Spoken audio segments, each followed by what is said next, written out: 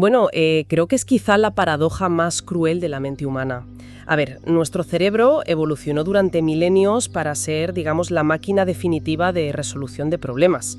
Y resulta que... Que a las 3 de la mañana se convierte en el peor enemigo. Totalmente. O sea, en absoluto silencio, esa misma herramienta de precisión tan útil se convierte en un mecanismo de tortura que parece, imposible de apagar. De repente se revive una conversación de hace 5 años o, lo que es peor, se proyecta un fracaso absoluto para una reunión que ni siquiera existe todavía. Sí, es un clásico. Y de hecho, esa tortura nocturna tiene una firma biológica y psicológica muy clara. Exacto. Y por eso hoy nuestra misión en este análisis a fondo es hackear ese sobrepensamiento. Tenemos sobre la mesa un material sumamente directo, basado en el estoicismo práctico, liderado por los principios de Epicteto. Que es fascinante porque el material que estamos examinando hoy plantea una premisa que invierte completamente nuestra forma de entender el estrés. Sí, vamos a desgranar no solo qué es lo que hace que la mente se quede atrapada en este bucle, sino cómo esta filosofía antigua ofrece, un botón de pausa literal para detener este agotamiento y devolvernos al mundo real. Claro, es que la premisa central de Epicteto es que no es la realidad la que nos atrapa y nos hace sufrir, sino nuestra propia mente. O sea, acostumbramos a culpar a las circunstancias externas, ¿verdad? Ya, claro. Que si la economía, que si un jefe súper exigente, que si el tráfico de camino a la oficina. Eso es. Pero el texto y la filosofía de Epicteto nos recuerdan que el origen del estancamiento vital reside en la interpretación constante, predictiva y a veces totalmente descontrolada que ocurre en el interior. Vale, vamos a desglosar esto, porque es como si viviéramos dentro de un simulador de realidad virtual y se nos hubiera olvidado quitarnos las gafas. O sea, nos creemos que el monstruo que se proyecta en la simulación es un peligro real de carne y hueso. Exactamente. El cerebro es, ante todo, una máquina de anticipación. Su trabajo principal es predecir amenazas para mantenernos con vida. Claro, pero cuando no hay un depredador físico en la habitación persiguiéndonos, la mente empieza a cazar depredadores imaginarios en el futuro o en el pasado, ¿no? Efectivamente. Y antes de buscar la salida de emergencia a esto, necesitamos destripar un poco la mecánica de este error del sistema. O sea, ¿por qué el cerebro no puede simplemente procesar un dato y detenerse? Ya, porque el origen no está en el acto de pensar, que es algo obviamente útil y necesario, sino en esa incapacidad estructural de frenar. O sea, de decir basta. Totalmente.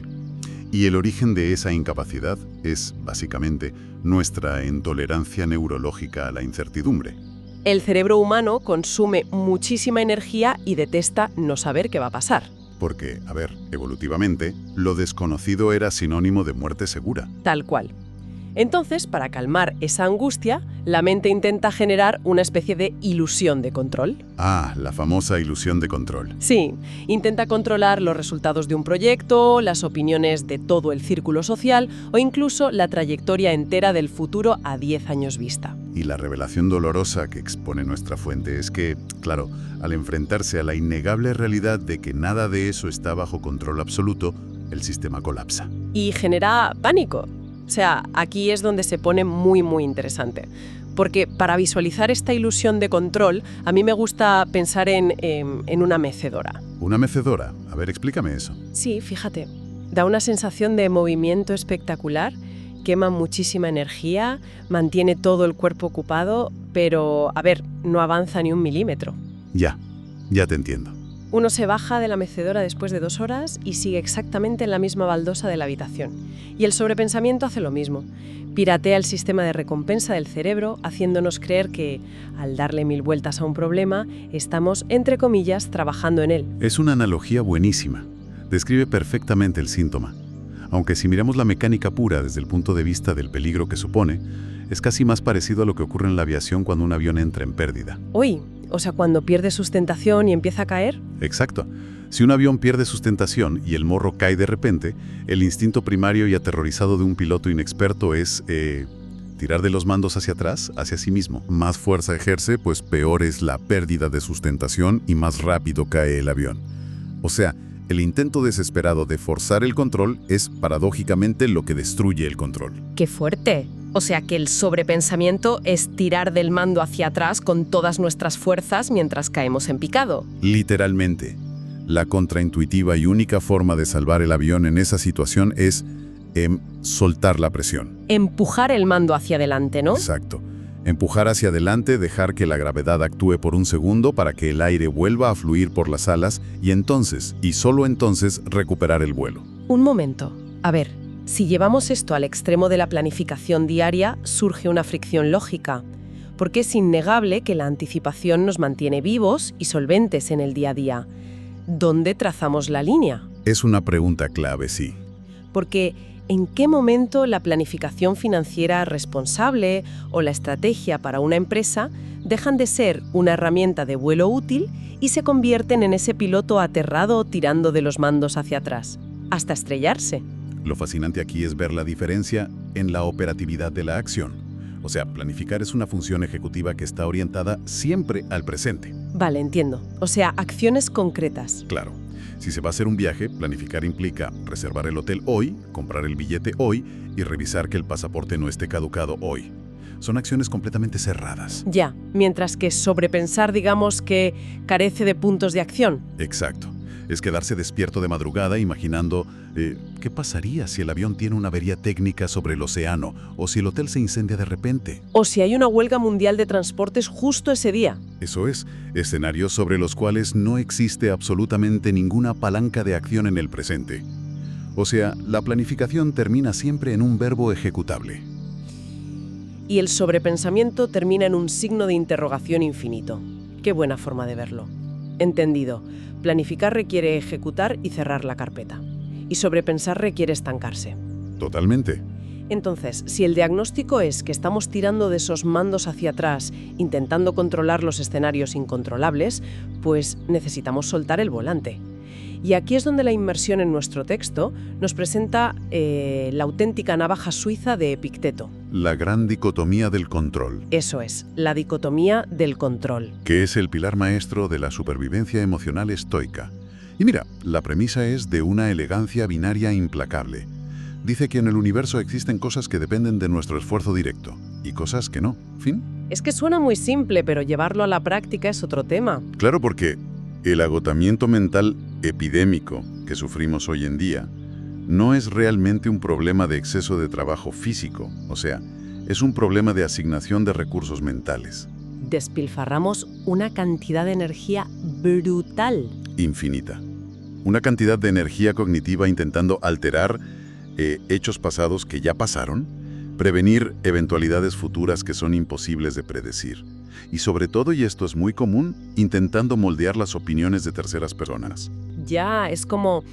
A ver, para que nos entendamos, es como tener que hacer nuestra propia colada y, en lugar de centrarnos en eso, salimos a separar la ropa sucia de todo el vecindario. Tal cual, me encanta esa imagen. Claro, la cesta mental debería estar dividida en dos, ¿no? La ropa que puedo lavar yo, que son mis decisiones, mis palabras, mi esfuerzo de hoy, y por otro lado, la ropa que no es mía, que es la macroeconomía, la opinión del vecino o, yo qué sé, el fallo que cometí en 2018. Es que esa cesta mental del vecindario es hoy más pesada que nunca, ¿eh? Porque la dicotomía del control se enfrenta ahora a un desafío histórico único. ¿A qué te refieres exactamente? A que el cerebro de Epicteto lidiaba con la incertidumbre de la antigua Roma, que no era poca, pero nuestro cerebro tiene que lidiar hoy con algoritmos de redes sociales. Uy, claro, claro. Y ciclos de noticias de 24 horas que están diseñados, o sea, literalmente construidos por ingenieros del comportamiento para obligarnos a mirar y a indignarnos. Y a preocuparnos por la ropa sucia de personas y eventos que están a miles de kilómetros de distancia sobre los que no tenemos absolutamente ninguna influencia. O sea, la economía de la atención capitaliza nuestra ilusión de control. Exactamente, es el negocio perfecto. Pero espera, porque si aplico esto al pie de la letra, veo un peligro evidente y me toca hacer de abogado del diablo un segundo. Adelante, a ver. Si la regla estricta es solo me importan mis acciones y descarto todo lo que no controlo, hay un riesgo enorme de que esto se convierta, no sé, en una excusa para la sociopatía corporativa o la insensibilidad humana. Ya sé por dónde vas. O sea, por ejemplo, si hay despidos masivos en la empresa y no es una decisión que esté bajo el control de uno, ¿qué hacemos? ¿Simplemente nos encogemos de hombros mientras los compañeros pierden su medio de vida? La línea entre el estoicismo y la apatía absoluta parece a veces peligrosamente fina. Y haces muy bien en plantearlo, porque si conectamos esto con el panorama general, es la trampa interpretativa más común del estoicismo. O sea, confundir la aceptación de la realidad con la indiferencia moral. Exacto, que parece que nos tiene que dar todo igual. Y nada más lejos de la realidad. La filosofía original no aboga para nada por anestesiar la empatía o apagar nuestra brújula moral. Amar, sentir compasión o querer corregir una injusticia son motores humanos fundamentales. Claro, entonces, ¿cómo encaja ahí la dicotomía? Pues porque la dicotomía del control no trata sobre qué nos importa en la vida, sino sobre cómo invertimos la energía respecto a eso que nos importa. Si ocurren esos despinos que comentabas, la apatía diría, pues no me importa, que se hundan, no es mi problema. Ya. Y el sobrepensamiento diría, qué desastre, seguro que me despiden mañana, la industria se acaba, no voy a encontrar trabajo jamás y perderíamos la noche en pánico. Exacto. Entonces, ¿qué significa todo esto para el profesional estoico en esa misma oficina? Pues significa aplicar lo que podríamos llamar una concentración táctica. Concentración táctica. Vale. El profesional estoico siente empatía por sus compañeros, por supuesto, y le importa su trabajo, pero reconoce que las decisiones de la junta directiva están totalmente fuera de su jurisdicción. No puede evitar los despidos. No puede, así que redirige el 100% de su energía emocional y cognitiva hacia lo único que puede gobernar en ese momento. Que sería, por ejemplo, redactar un currículum impecable hoy, ofrecer apoyo a los compañeros despedidos hoy, o, bueno, rendir al máximo en sus tareas hoy. Exacto. No hay frialdad en esto. Lo que hay es una eficiencia feroz. O sea, es hacer todo lo humanamente posible dentro de la propia esfera de influencia. Y luego tener la madurez emocional de soltar el resultado final. O sea, redirigir la fuerza en lugar de desperdiciarla luchando contra un fantasma. Tal cual. Pero claro, a ver, esa concentración táctica suena fantástica cuando estamos aquí sentados charlando y reflexionando con calma. El verdadero examen llega un martes por la tarde. Bandeja de correo desbordada, un comentario pasivo-agresivo de un superior y de repente el cerebro entra en hipervelocidad. Y ahí es donde entra el pánico de verdad, claro. Entonces, ¿cómo se frena ese avión en caída libre en tiempo real? Afortunadamente, el texto que analizamos no se queda solo en la filosofía teórica, sino que proporciona un plan de acción táctico de 3 pasos muy concretos. Observar el pensamiento, no reaccionar ante él y volver al momento presente. Y la metodología detrás de esos 3 pasos, te digo, revela una comprensión profundísima de cómo funciona la red neuronal por defecto de nuestro cerebro. El primer paso, el de observar, asume una verdad bastante incómoda para muchos, y es que es biológicamente imposible evitar que un pensamiento intrusivo aparezca. Imposible, o sea, ¿no se puede frenar en seco? No, porque la generación de pensamientos es tan automática como el latido del corazón o, no sé, la digestión. No decidimos pensar en ese comentario pasivo-agresivo del jefe. El cerebro simplemente lo lanza a la conciencia. Imaginemos la mente como el andén central de una estación de tren gigantesca, como Atocha. Buena imagen. Los pensamientos son convoyes que entran y salen constantemente, a todas horas. No existe forma humana de evitar que un tren llamado miedo a la ruina financiera o un tren que ponga ¿y si mi pareja me deja?, llegue al andén y abra las puertas de par en par. Es que van a llegar, de seguro. Claro, entonces la propuesta de Epicteto es que uno puede quedarse quieto en el andén, observar el tren, leer sus letreros de destino catastrófico, pero, a ver, no hay ninguna obligación de cruzar las puertas y subirse al vagón. Y subirse a ese tren es precisamente lo que desencadena el secuestro de la amígdala y el ataque de ansiedad posterior. Y aquí, esto plantea una cuestión importante, porque es donde la instrucción de Epicteto de no reaccionar y no luchar cobra pleno sentido neurobiológico. ¿Por qué? O sea, ¿qué pasa si luchamos contra el pensamiento?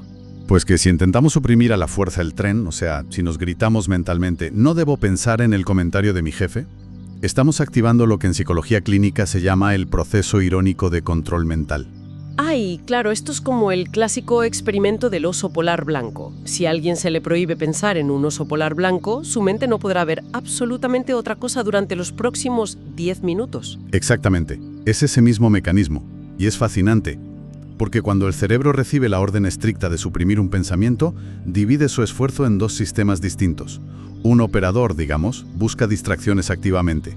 Vale, intenta pensar en otra cosa. Sí, pero hay un monitor que se queda en segundo plano vigilando constantemente. O sea, se pregunta a sí mismo, ¿Todavía estamos pensando en el oso polar blanco? Sí, mira y sigue. Y al vigilar si el pensamiento prohibido sigue ahí, el cerebro lo mantiene perpetuamente activo en la memoria de trabajo. Qué trampa tan cruel de la evolución. O sea, pelear contra la mente no solo es inútil, sino que es la garantía absoluta de que el pensamiento intrusivo se va a fortalecer. Totalmente, le estamos dando de comer. Es un efecto de retroalimentación fatal. Por eso, intentar asesinar un pensamiento le da la munición para sobrevivir. O sea, de ahí la instrucción de observar sin reaccionar. Supongo que es un proceso de domesticación. Es decir, mira, ahí está mi cerebro proyectando otra vez el apocalipsis laboral. ¡Qué interesante! Buen intento, cerebro. Eso es exactamente. O sea, se le quita el peso emocional al dejar de tratarlo como una amenaza inminente de vida o muerte y tratarlo simplemente como ruido de fondo estático. Y esa es la esencia pura de la neutralidad estoica. O sea, al observar el pensamiento sin juzgarlo como bueno o malo, y sobre todo, sin entrar en pánico por tenerlo, se desactiva la alarma de amenaza en el cerebro. Y entonces el tren cierra sus puertas y sigue su camino completamente vacío. Ya. Y una vez que el tren se aleja por la vía, entra en juego el tercer paso, que es volver al momento presente. Que me imagino que este paso actúa como el ancla de todo el proceso. Sin duda. Se trata de redirigir muy suavemente la atención hacia la tarea física e inmediata que se tiene delante. Sentir la textura del teclado del ordenador o, yo qué sé, escuchar el sonido del tráfico por la ventana.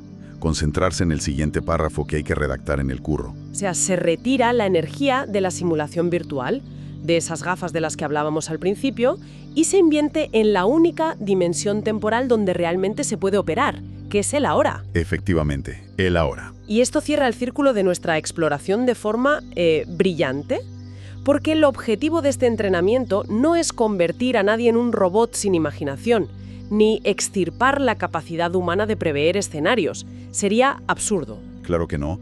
La anticipación tiene su función. Se trata de recuperar el volante de la consciencia. Se trata de que esa capacidad anticipatoria trabaje a nuestro favor cuando sea necesario planificar de verdad, pero que no conduzca nuestras vidas ni dicte nuestro estado de ánimo un martes por la tarde sin venir a cuento. Tal cual. Yo creo que la síntesis vital de todo este análisis es que el sufrimiento psicológico más agudo que experimentamos rara vez proviene de los hechos objetivos. El dolor crónico, ese agotamiento que nos vacía por dentro, nace siempre de la resistencia a aceptar los límites de nuestra propia influencia. De no querer soltar el control. Exacto. El estoicismo práctico nos demuestra de forma tajante que intentar gobernar el mundo exterior mediante el sobrepensamiento es la receta garantizada para la parálisis total. Cuando se renuncia voluntariamente a la necesidad de controlar lo incontrolable, ojo, no se pierde poder, sino que se recupera. Exactamente, es una recuperación de ancho de banda cognitivo masiva. De verdad, la conclusión de nuestra fuente de hoy es profundamente optimista. Al soltar los mandos de ese avión mental en caída libre, al aceptar bajarnos de la mecedora y sobre todo dejar de lavar la ropa ajena del vecindario, se libera una cantidad de energía y atención que estaba secuestrada. Toda esa energía vuelve al propietario. Y toda esa capacidad vuelve al presente, permitiendo que la persona actúe, decida y avance genuinamente. Ha sido una inmersión absolutamente reveladora que ofrece una herramienta de rescate táctica para el día a día. Así que, para cerrar este análisis, queremos dejar en el aire una reflexión final. Una pequeña incomodidad filosófica, ¿no? Exacto. Algo para llevarse de esta sesión y darle una vuelta. Si pasamos la inmensa mayoría de nuestro tiempo en la Tierra ensayando futuros catastróficos que nunca llegan o reeditando un pasado inalterable en la sala de montaje de nuestra cabeza, pues la gran pregunta es, ¿quién se está encargando realmente de vivir nuestro presente por nosotros?